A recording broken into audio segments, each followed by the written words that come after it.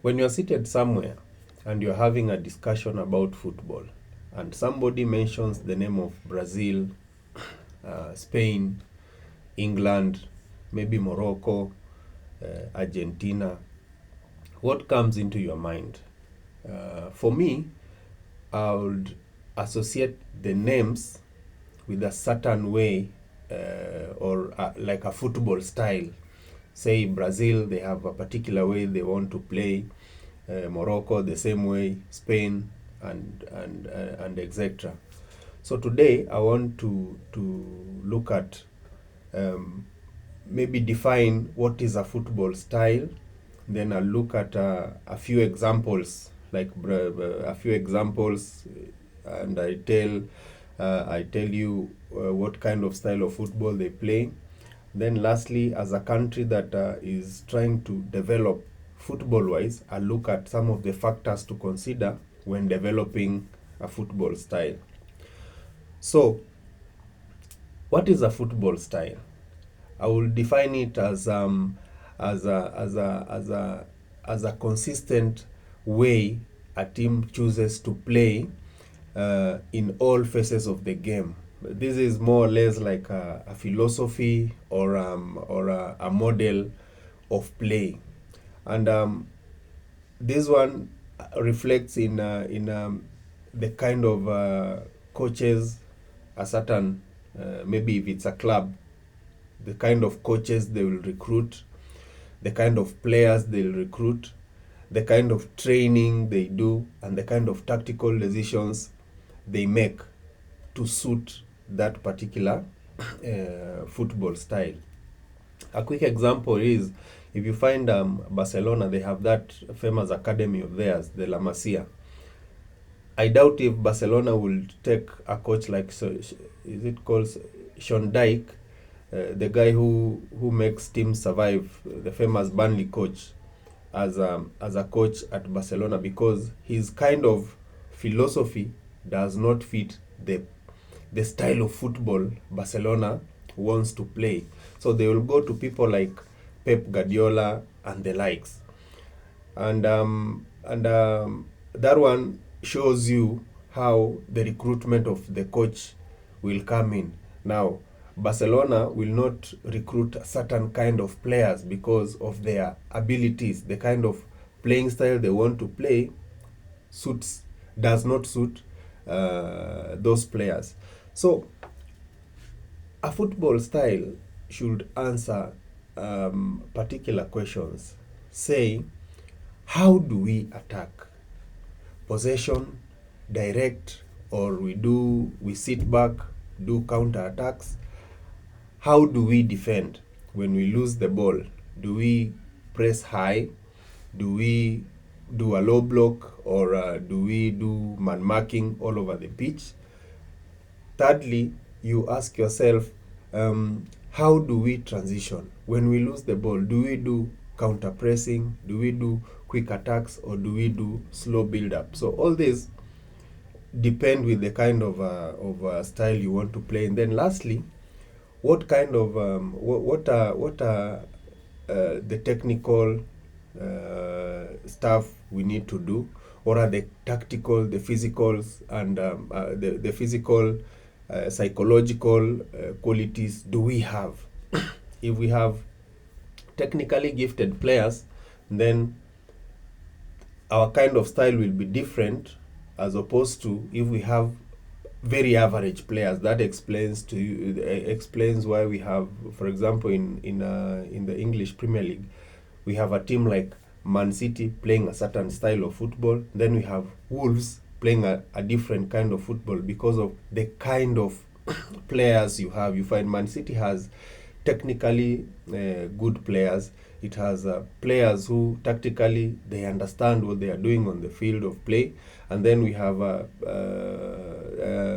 psychologically, we have players who can stay in the game up to the last minute. They don't lose concentration, and that one has been very evident in this World Cup. You find most African teams, they lead up to the 86th minute, then all of a sudden they are out of the competition because you are leading 2-0. An example is Senegal. in the dying minutes,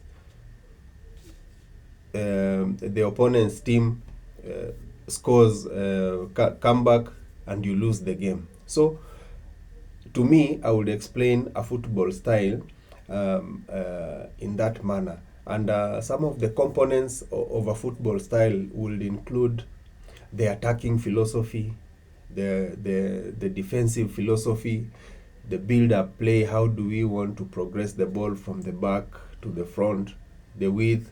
If you want, you have wingers who will stay wide, who will stay narrow, or how do you want to position your players on the field, the tempo of the game.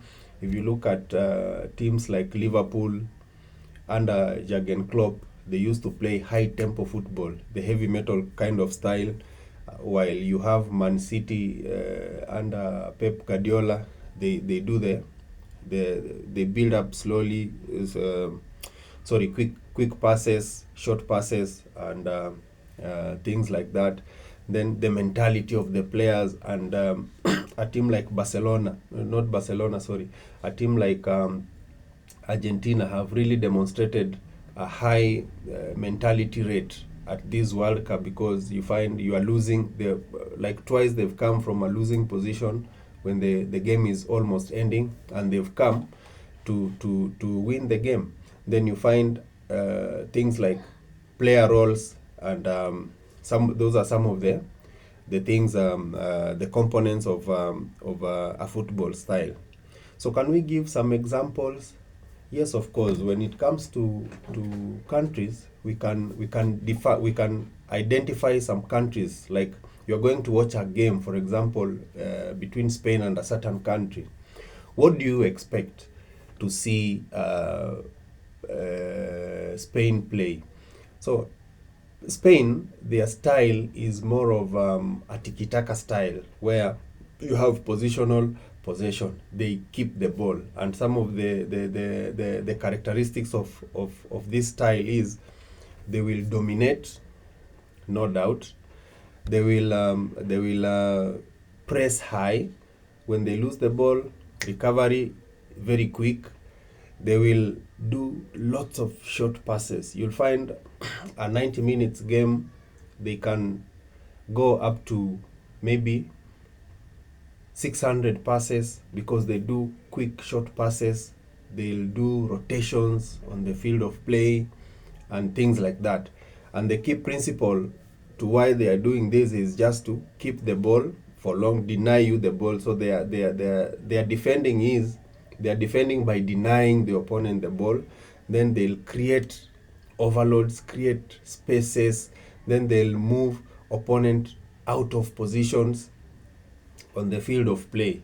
So this is Spain with their tiki-taka kind of play.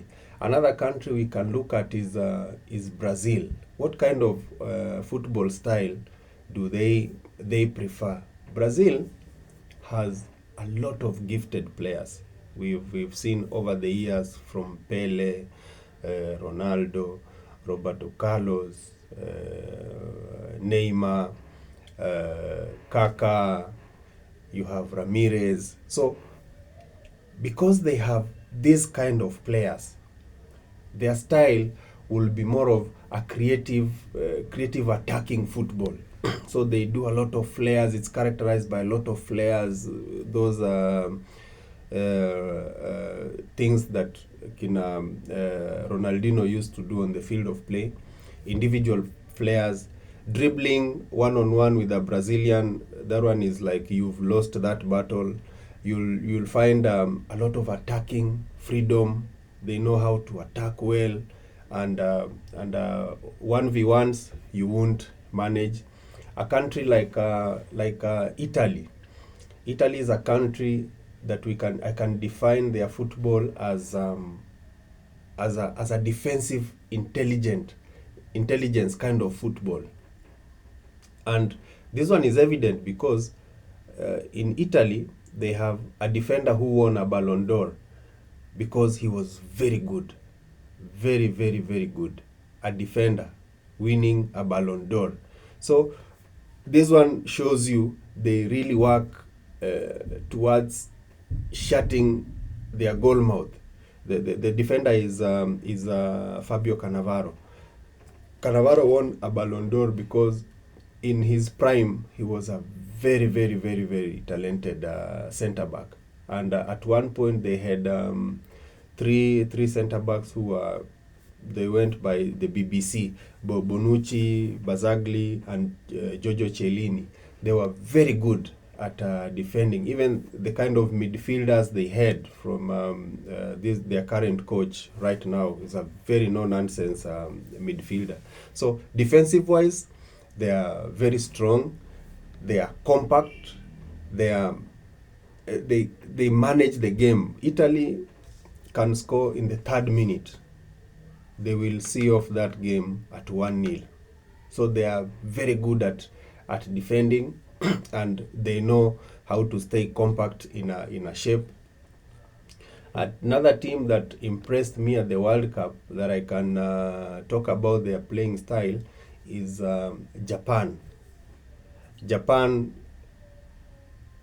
is a team that their style focuses on technical discipline. They are excellent in organization. They are quick in passing. Japan can be defending their goal with all 10 outfield players, and by the time a transition happens, by the time they reach the opponent's goal, all the 11 or all the 10 outfield players are in the opponent's box trying to score. So that is how good they are. Collectively, they are very hardworking, and then they have a tactical discipline. Then the last thing I would like to look at, which also impressed me in this World Cup, is Morocco. Morocco, out of all the African teams, is the only team that I can say all the departments were more or less working. Morocco were compact defensively. They were disciplined when it came to shapes. They were fast in counterattacks. They were strong. They had a very strong team spirit in this World Cup. So you can mention many teams like France, maybe Spain, not Spain, Argentina, and everything. And based on how you look at the way they play, then you can, in your own words, kind of define what their football philosophy is, and you give it a style. So I'm yet to find a style for how the Kenyan national team plays. Though with the bringing in of Benny, I think we've started to see some good things. At least you can say there is a particular way they play. They control the midfield somehow. Their defensive line has become a bit more stable. The attacking with the likes of Kinaraya and Ogam is a bit sharper as opposed to maybe the previous coach. So this one has tried to bring a certain kind of culture in the way we are playing, and very soon we'll try define a philosophy for it. But I think it's something that needs to happen from our grassroots as we go up. So with that regard, I would like to look at maybe some of the factors to consider when developing a football style. You see, a successful football style should fit the country's football ecosystem rather than simply copying another nation. And for example, we go to Brazil, we say we'll pick their creative attacking football, we bring it here, but we don't have the kind of players to implement that kind of style. So factor number one, I would look at the player profile. Are players naturally technical? By technical, it means you can control the ball, you can pass, you can dribble, you can... Technically, are you good? Do we have such kind of players? If yes, then we tick. The second thing I would look at is maybe the national football culture. Like Brazil, they value creativity. In Spain, they emphasize on technical play. In Germany, they value discipline and efficiency. Do we have such kind of players in our ecosystem as a country, in that we can say this can be a style that we want to play because we have this kind of players? The third aspect I would look at is I will look at the physical characteristics. So I'll consider, do we have players that can endure 90 minutes on a football pitch? Do we have players who have the right height? Though nowadays I think skills do better than the heights. Maybe for defenders, do we have players who are agile enough? Do we have players who are strong physically? And this happens when you look at most of our schools up country. You'll find most of the schools, they go to Nyanza to pick players. So you'll find a school like maybe Kakamega High, 30 or 40% of the players come from a particular region. And that one also reflects in our national team. I've had people complain a lot. The national team coach is just selecting players from a particular tribe. But this one goes down up to our high schools. You find so many high schools in Western. In every team, you'll find maybe 40% people from Nyanza because of their physical presence. They are physically, you see the height is there, the physical stature is there, then maybe the speed, the skills. Some of the skills are things that you can maybe train on a football pitch, but the height and everything, most of these coaches look for that. Then the technical ability. Technical ability means when you receive a pass, how is your first touch? Can you pass properly with the right technique? Can you dribble? Can you finish? How is your ball control? So before you cannot maybe say you want a tiki-taka kind of thing when you have players who can't even pass the ball, who can't control the ball. Under tight spaces, they don't know what kind of decisions they can make. So that one can be challenging. Then tactical understanding. Now this one comes to maybe we need a federation to do a syllabus for these young people in the academies and in the primary school, so that by the time you are going professional, you understand basics about football, what I call football education. You have people who don't understand positioning. Now that is the tactical training, positioning. We have people who don't understand what is a pressing trigger. We have people who don't understand how to defend in a shape, as a block, as a unit.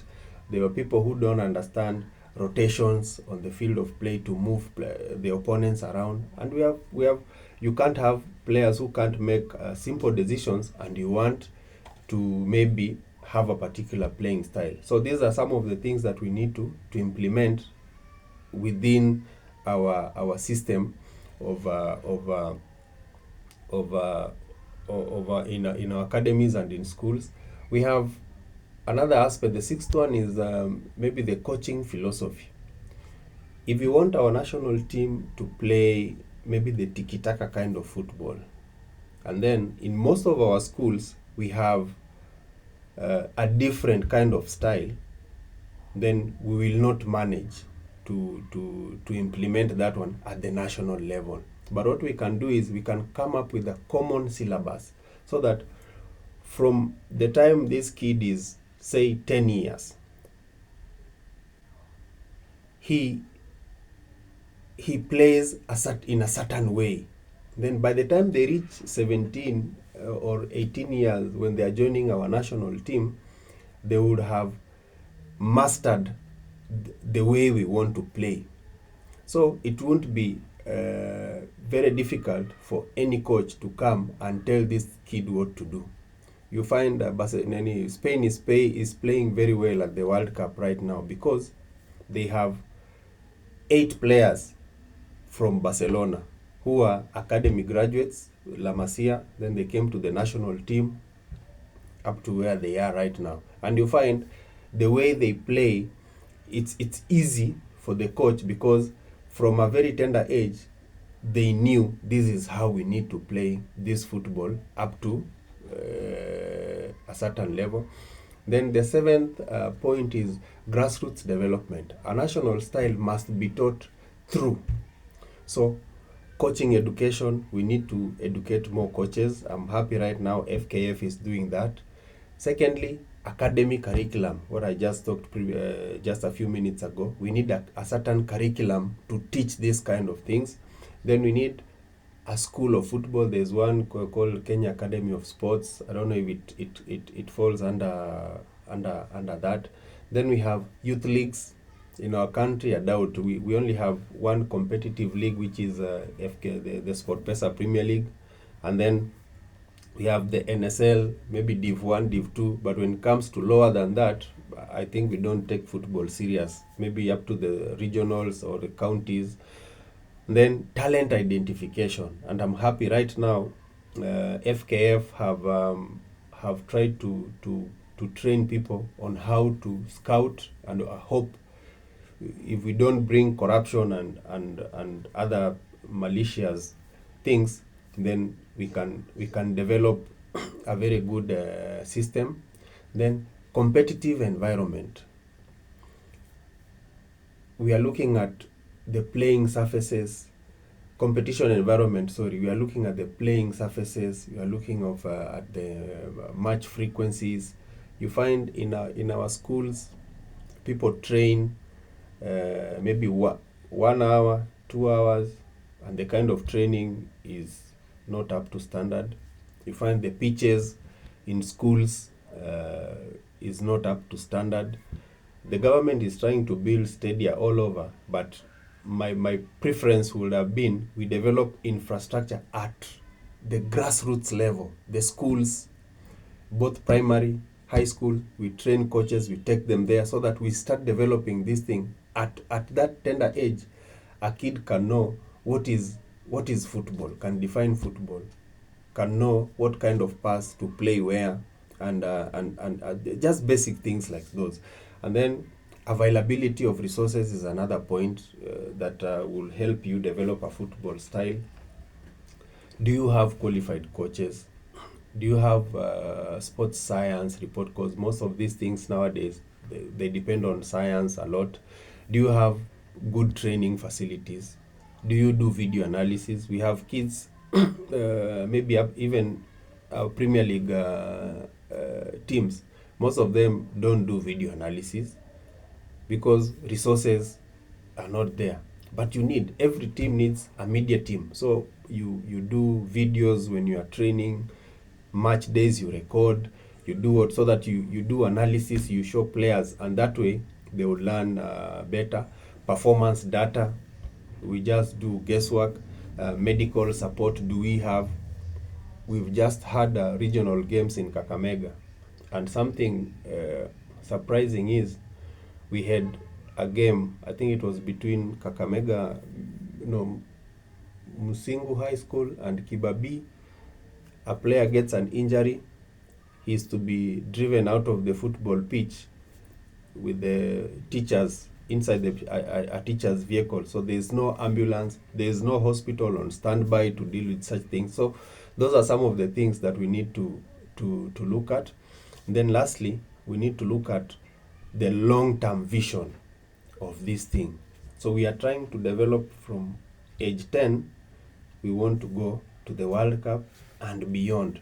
So we need to prepare from that tender age up to the time this kid comes here. So that is like long term. We are not like trying to quick fix things here and there. So those are some of the things that I think if we invest in, then as a country we can say we have a certain football, a certain kind of style that we want to play. And when Kenya goes to the World Cup, I think people will be seeing Kenya and saying these ones, they play a certain kind of football, and that one will help us, will help inform on which kind of players are we recruiting in the national team, which kind of coaches do we have, because I believe before McCarthy came, we had people who were pretending to be coaches but they were not coaches, because you couldn't figure out what kind of football are they playing. You can't figure out what kind of style they will play, how do we defend, how do we attack, how do we do what. But with McCarthy, I think you can say, they are trying to play this way, they are trying to play to defend this way, they are attacking this way, they will move this way. That one you can say. But with the previous coaches, I doubt if we had something serious. But I'm happy the federation is doing something, training coaches, and slowly, if everybody works hard, then I think, going forward, this country will have a very, very, very good, and football will be one of the pillars of this country, just the same way athletics is.